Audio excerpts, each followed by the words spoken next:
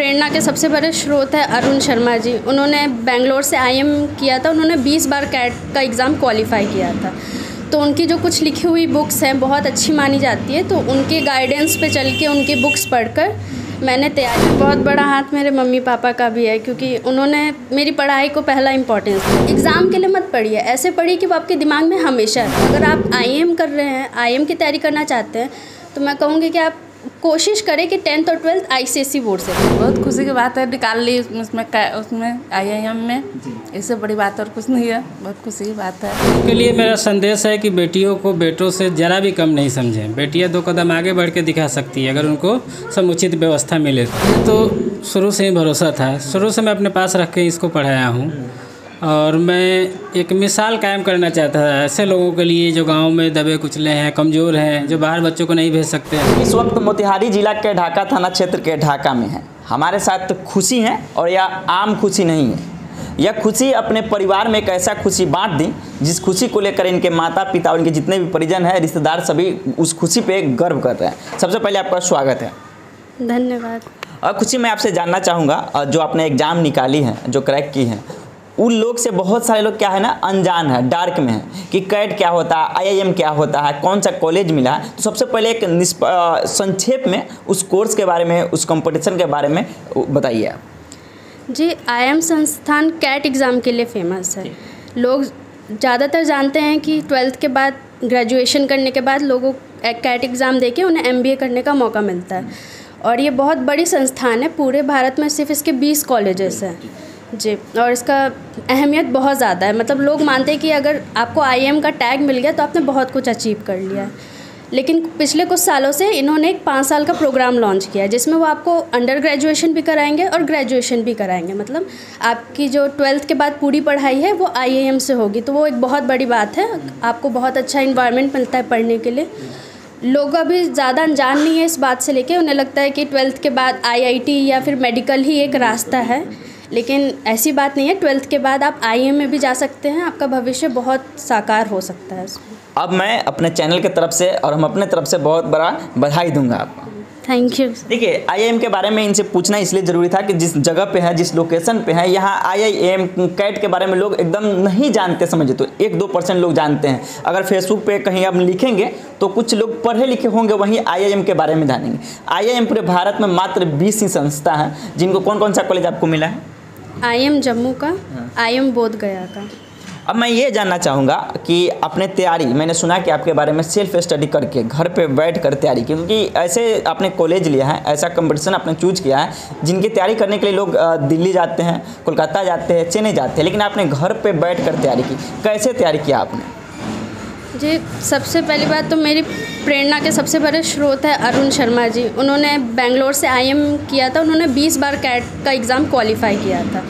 तो उनकी जो कुछ लिखी हुई बुक्स हैं बहुत अच्छी मानी जाती है, तो उनके गाइडेंस पे चल के उनकी बुक्स पढ़कर मैंने तैयारी की है। और सबसे ज़रूरी होता है कि पिछले साल के पेपर्स देखकर कि पैटर्न कैसा होता है। सिलेबस वही होता है आपकी आम जिंदगी का ही, कि जो आप पढ़ते आ रहे हैं बचपन से, बस उसको थोड़ा सा वो टफ बना देते कि एक लिमिटेड टाइम में करना होता है। तो प्रैक्टिस सबसे ज़्यादा ज़रूरी है और यही सब चीज़ों से मैंने क्रैक किया। अच्छा, आपने शेड्यूल कैसे फिक्स किया? क्योंकि घर पे रहने के बाद मम्मी का कुछ काम हो गया, पापा का काम हो गया, छोटे भाई का काम हो गया, बड़े भाई का काम हो गया कि दीदी थोड़ा सा ये कर दो, बेटा थोड़ा सा ये कर दो। उस कामों में भी लोग उलझ जाते हैं, लेकिन अपने घर पे रहकर, मम्मी पापा के समक्ष रहकर, सामने रहकर, भाइयों के बीच रहकर, बहनों के बीच रहकर, वो शेड्यूल कैसे फिक्स किया आपने?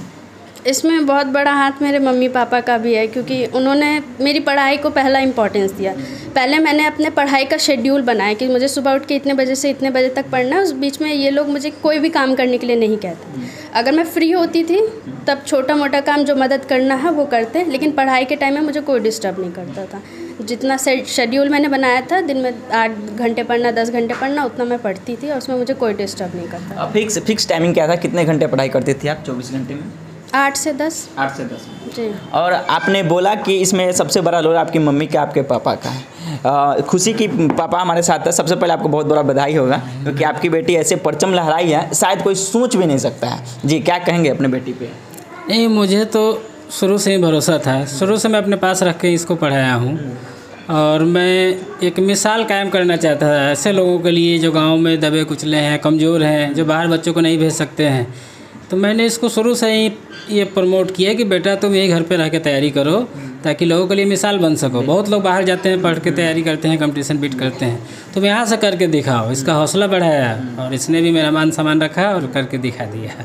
लोग यह भी सोचते हैं, जैसे अपने गांव की बात की, लोग यह भी सोचते हैं कि बेटों को पढ़ाना चाहिए, बेटी पराया संपत्ति है, दूसरे के घर चली जाएगी। लेकिन इतना बड़ा मिसाल कायम करने के बाद आपको कैसा फील हो रहा है? उन लोगों को क्या कहना चाहेंगे जो बेटियों को अभी भी अपने समाज में थोड़ा सा नीच स्तर से देखते हैं? नहीं, उनके लिए मेरा संदेश है कि बेटियों को बेटों से ज़रा भी कम नहीं समझें। बेटियाँ 2 कदम आगे बढ़ के दिखा सकती है अगर उनको समुचित व्यवस्था मिले तो इस बारे में लोगों की जो दकियानुसी सोच है उससे थोड़ा ऊपर निकलें और बेटियों को आगे बढ़ाएं, पढ़ाई में समुचित उनको ध्यान दें।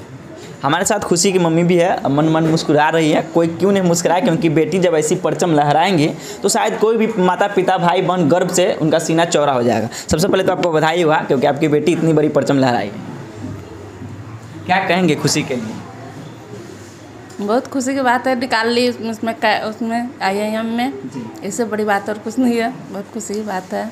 अच्छा, बेटी की पढ़ाई में आपका कितना रोल था? क्योंकि आपकी बेटी बता रही कि मम्मी पापा का बहुत ज़्यादा सपोर्ट था। आप नहीं बोलते थे कि घर की काम करो, जैसे आम जिंदगी में मम्मी पापा बोलती है कि रोटियां बनाओ, खाना बनाओ, बर्तन साफ करो, क्या आप नहीं कहते थे? नहीं, कभी नहीं। क्यों? जब पढ़ती थी, पढ़ाई का ज़्यादा ज़रूरी था, पढ़ाई करना। काम तो बहुत है, क्योंकि हम लोग खुद भी पढ़े लिखे थे तो काम करवाते तो पढ़ती नहीं है ना। मम्मी कुछ ज़्यादा नहीं बोल पा रही है, खुशी इनके चेहरे पे झलक रही है। अब फिर से खुशी के पास आएंगे। खुशी, बोध गया, IIM बोध गया और IIM जम्मू, कौन सा कॉलेज लेना बेटर समझेंगे? जम्मू लेना बेटर। जम्मू क्यों? उसका कोर्स स्ट्रक्चर बहुत अच्छा है। अभी तक जो भी IPM प्रोग्राम लॉन्च हुआ है उसमें पढ़ाई सबसे ज़्यादा उसकी अच्छी है और उसमें बहुत ज़्यादा अपॉर्चुनिटीज़ हैं। मतलब सिर्फ पढ़ाई नहीं, बच्चों को और भी जैसे बूट कैंप पे मतलब जगह जगह पे लेके जाया जाता है, इंटर्नशिप का मौका दिया जाता है। एक फ्रांस की यूनिवर्सिटी से टाई अप भी है उसका, तो बच्चों को स्टूडेंट एक्सचेंज प्रोग्राम मतलब फ़ॉरेन भी भेजते हैं, तो उसमें फैसिलिटीज़ बहुत ज़्यादा है फ़िलहाल के बाकी सब IIM से। तो मैं जम्मू ही जाना पसंद करूँगी। और खुशी, एक चीज़ मैं जानना चाहूँगा, जो आपके जूनियर होंगे और बहुत सारे लोग इस फील्ड में लगे होंगे कि मेरा भी IIM कॉलेज अच्छा मिल जाए कोई, तो इस कोर्स को तैयारी करने के लिए कौन कौन से सब्जेक्ट की पढ़ाई करनी पड़ती है, उस पर थोड़ा सा फोकस कर दीजिए। IIM मैनेजमेंट कोर्स है, तो इसमें आपको मैथ्स, इंग्लिश और एक सेक्शन होता है लॉजिकल रीजनिंग। ठीक है, ये तीनों सब्जेक्ट्स में आपको बहुत अच्छा होना चाहिए, नहीं तो ना इंग्लिश इसकी बहुत टफ़ होती है, तो आपको स्पेशली इंग्लिश पे ध्यान देना होगा। मैथ्स तो चलिए बच्चे हमेशा से पढ़ते आते हैं 10th 11th 12th तक, लेकिन इसकी इंग्लिश टफ़ होती है। तो वही जो आप पढ़ रहे हैं स्कूल में 8, 9, 10th 11th 12th में, उसी पे अच्छे से गौर कीजिए। और मैंने 10th और 12th अपना ICSE बोर्ड से किया है, तो मुझे इंग्लिश में काफ़ी हेल्प मिल गई थी। तो अगर आप IIM कर रहे हैं, IIM की तैयारी करना चाहते हैं, तो मैं कहूँगी कि आप कोशिश करें कि 10th और 12th ICSE बोर्ड से करें। और अगर नहीं भी कर पा रहे तो कोई दिक्कत नहीं, जो भी आपका सब्जेक्ट है उसको मन लगा के पढ़िए। एग्ज़ाम के लिए मत पढ़िए, ऐसे पढ़िए कि वो आपके दिमाग में हमेशा रहे। कुछ बच्चे होते हैं पढ़ के सिर्फ एग्ज़ाम के लिए पढ़ते हैं, उसके बाद भूल जाते हैं, तो ऐसी पढ़ाई नहीं चाहिए। ऐसे पढ़ो कि वो तुम्हें समझ में आ जाए, तुम्हारे जहन में हम बहुत लंबे समय के लिए रह जाए। मैं बस यही कहना चाहूँगी। और कुछ बच्चे जो निराश भी हो जाते हैं कि हाँ मेरा कंपटीशन नहीं निकला, तो उसमें निराश होने की कोई बात नहीं है। मतलब आपने कोशिश की, ठीक है, फिर से कोशिश कीजिए, अच्छी बात। अगर आप सफल नहीं हो पा रहे हैं तो ज़रूरी नहीं है कि ये बड़ा बड़ा इंस्टीट्यूट ही आपको सफलता दे। ठीक है, आप अपनी मेहनत के दम से किसी भी नॉर्मल इंस्टीट्यूट से भी अच्छी, वो आपकी मेहनत पे डिपेंड करता है। इंस्टीट्यूट का बैच आपका सफलता डिसाइड नहीं करता है। ठीक है, वो आपकी मेहनत डिसाइड करती है।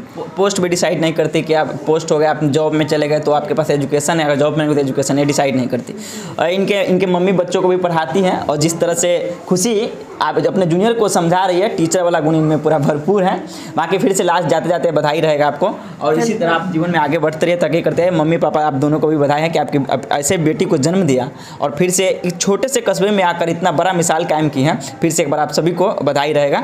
हमारे साथ खुशी थे, खुशी के मम्मी पापा थे, और इस वीडियो को इतना शेयर करिए ताकि उन बच्चों के पास पहुँचे और वो भी इस फील्ड में आना चाहें। इस फील्ड से बहुत सारे लोग डार्क में नहीं जानते हैं। बाकी खुशी को आप सभी लोग बधाई दीजिए। बाकी वीडियो देखने के लिए आप सभी दर्शकों का बहुत बहुत धन्यवाद। आभार। जय हिंद, जय बिहार।